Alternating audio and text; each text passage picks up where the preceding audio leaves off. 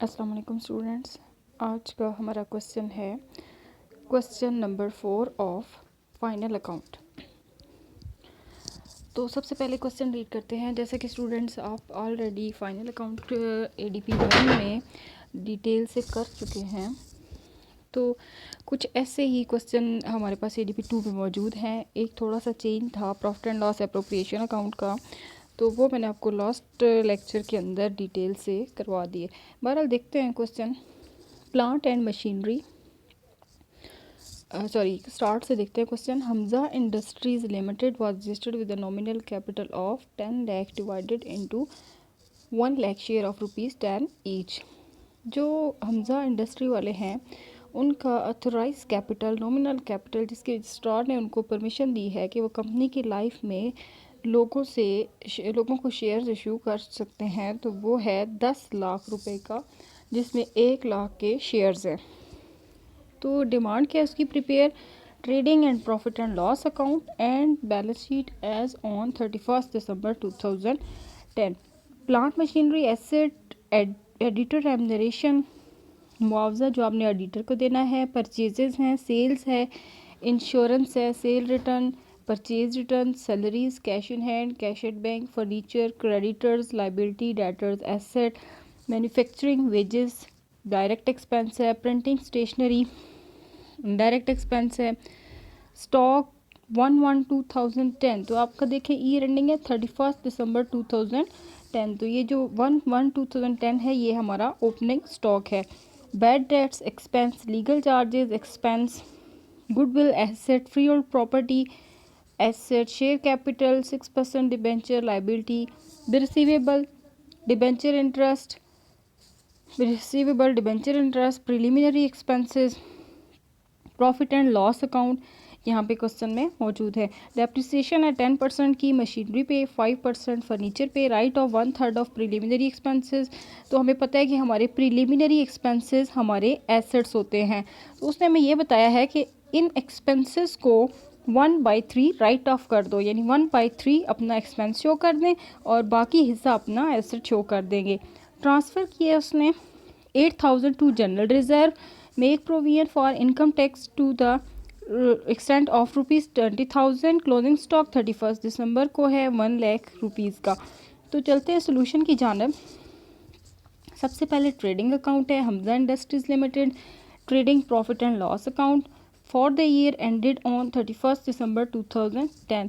तो as usual एक side debit बनाएंगे, दूसरी साइड क्रेडिट होगी।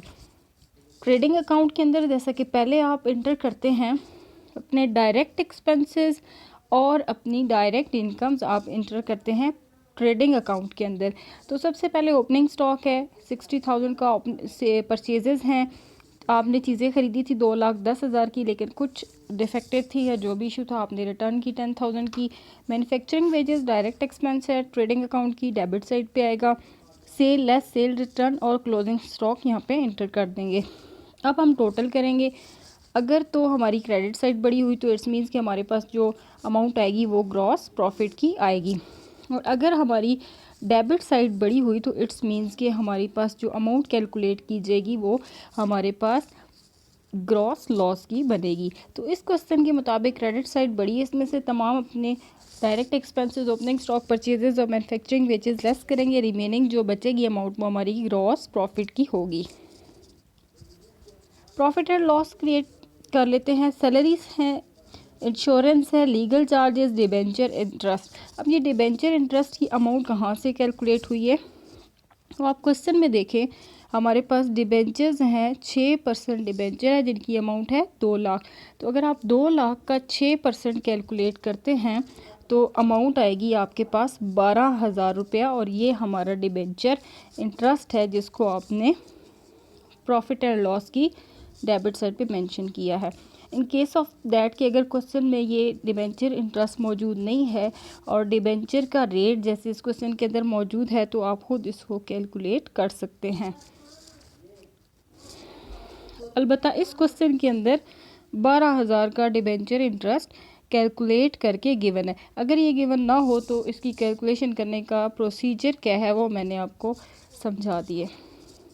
उसके बाद नेक्स्ट है 1/3 राइट ऑफ एडजस्टमेंट के अंदर मौजूद है। 1/3 हिस्सा आपने राइट ऑफ करना है। तो जितने आपके प्रिलिमिनरी एक्सपेंसेस हैं उनका 1/3 हिस्सा प्रॉफिट एंड लॉस की डेबिट साइड पे अपना एक्सपेंस शो कर देंगे।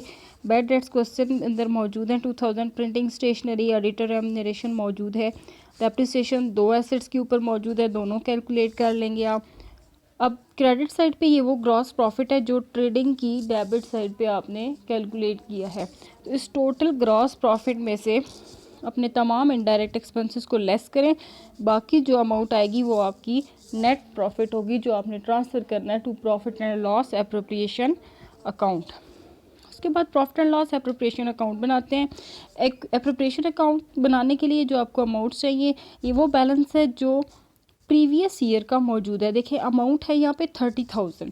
तो अगर आप अपने क्वेश्चन के अंदर देखें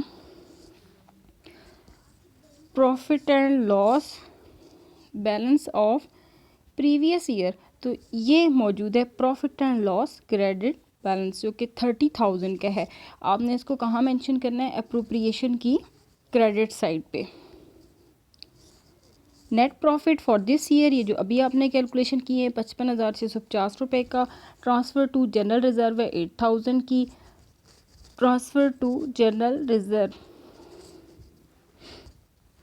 ये एडजस्टमेंट नंबर 4 है। Transfer to general reserve rupees 8,000।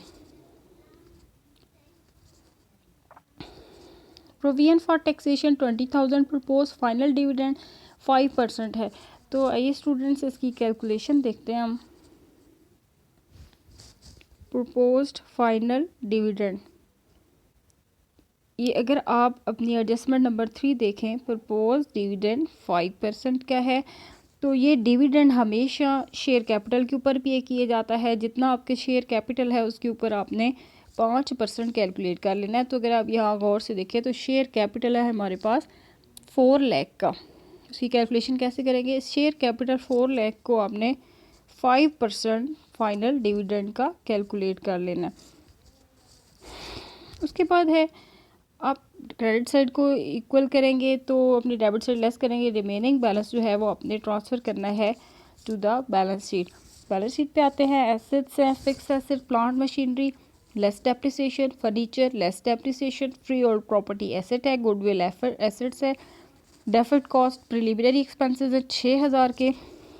अगर आप क्वेश्चन में देखें तो हमारे पास प्रिलिमिनरी एक्सपेंसेस थे 9,000 रुपये के। ठीक है, ये जो प्रिलिमिनरी एक्सपेंसेस हैं 9,000 के, यहाँ पे राइट ऑफ मौजूद है। उस राइट ऑफ में उसने बोला था राइट ऑफ 1/3, वो 1/3 प्रिलिमिनरी एक्सपेंसेस का आपने इंटर किया था प्रॉफिट एंड लॉस की डेबिट साइड पे। तो एसेट साइड पे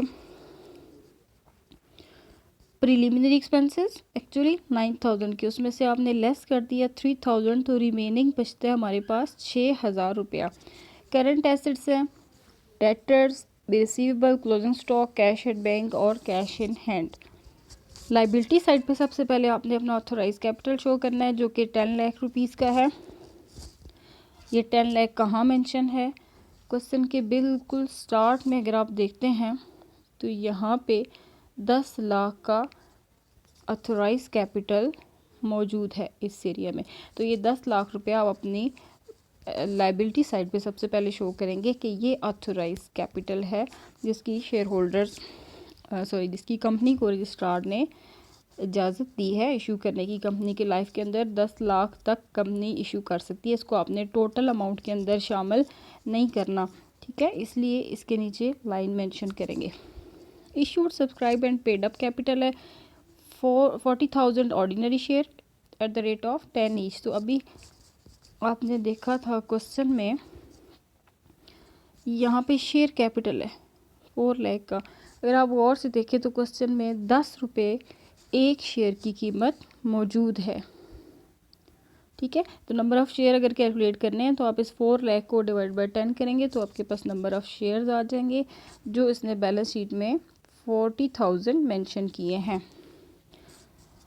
आफ्टर दैट रिजर्व है balance of profit and loss appropriation account, अभी आपने कैलकुलेट किया। जनरल रिजर्व है 8,000 का, लाइबिलिटी है हमारी, इसको बैलेंस शीट की लाइबिलिटी साइड पे मेंशन करेंगे। 6% डिबेंचर्स लाइबिलिटी हैं। करंट लाइबिलिटीज़ में sundry creditor, provision for taxation, propose final dividend. Provision for taxation और प्रपोज फाइनल डिविडेंड ये अभी आप एप्रोप्रिएशन की डेबिट साइड पे मेंशन कर चुके हैं, लेकिन हमने इनको दोबारा क्यों मेंशन करना है? देखें, ये दोनों चीज़ें हमारी एडजस्टमेंट के अंदर मौजूद हैं। जनरल रिजर्व एडजस्टमेंट में है डबल ट्रीटमेंट। एक दफ़ा आपने इसको अपने एप्रोप्रिएशन की डेबिट साइड पे मेंशन किया, सेकेंडली आप इसको लाइबिलिटी शो करेंगे। प्रोविजन फॉर टैक्सेशन एक दफ़ा लाइबिलिटी, एक दफ़ा एप्रोप्रिएशन की डेबिट साइड पे। फाइनल डिविडेंड एक दफ़ा एप्रोप्रिएशन की डेबिट साइड पे, सेकेंडली ये आपकी लाइबिलिटी है। 1/3 प्रिलिमिनरी एक्सपेंसेस राइट ऑफ था, एक दफ़ा आपने इसको प्रॉफिट एंड लॉस की डेबिट साइड पे मेंशन किया, सेकेंडली अपने टोटल 9000 के प्रिलिमिनरी एक्सपेंसेस में से लेस करके एसेट साइड पे एंटर कर देंगे। डेप्रिसिएशन एक दफ़ा इसको एक्सपेंस शो किया आपने, सेकेंडली इसको बैलेंस शीट में एसेट साइड पे जाके रेलेवेंट आइटम में से लेस कर दिया। ये था हमारा आज का क्वेश्चन। उम्मीद है आपको समझ आ गया होगा। अगर किसी पार्ट में कोई इशू हो तो आप कमेंट सेक्शन में पूछ सकते हैं। Thank you so much. Allah हाफिज़।